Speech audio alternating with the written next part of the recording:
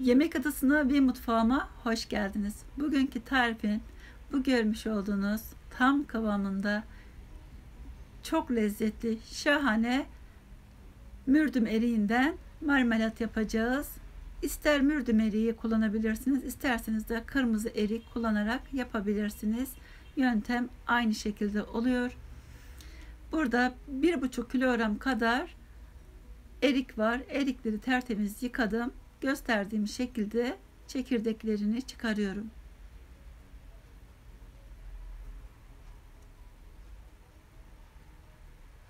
Hepsini bitirdikten sonra bir tencereye aldım ve yarım çay bardağı su ekleyerek kaynatmaya başladım. Arada bir kontrol ettim ve karıştırdım. İyice erikler yumuşayana kadar kaynatıyorum.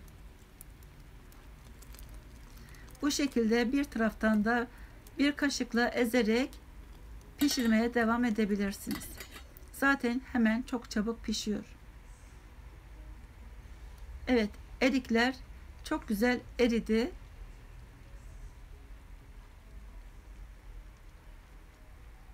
Şimdi süzgeçten geçireceğiz. Bir tencerenin üzerine süzgeç bıraktım ve erikleri üzerine döktüm. Bu şekilde süzgeçten geçiriyorum.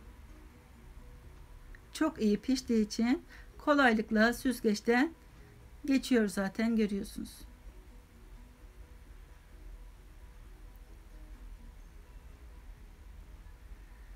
Evet, güzelce süzgeçten geçti.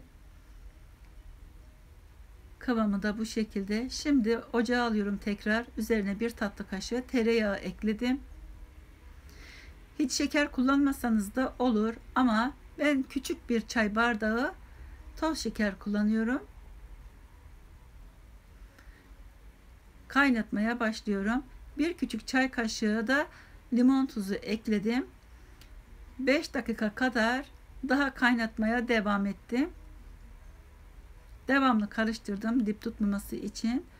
Daha sonra kaynar kaynar temiz, steril edilmiş kavanozlara dolduracağım.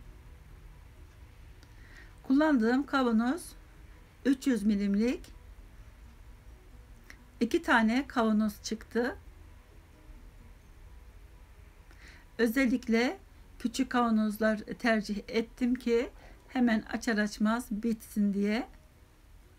Tazeliğini korusun diye. Artanı da bir kaseye bırakarak o şekilde sunum yapacağım. Bu şekilde kapaklarını sıkıca kapatalım.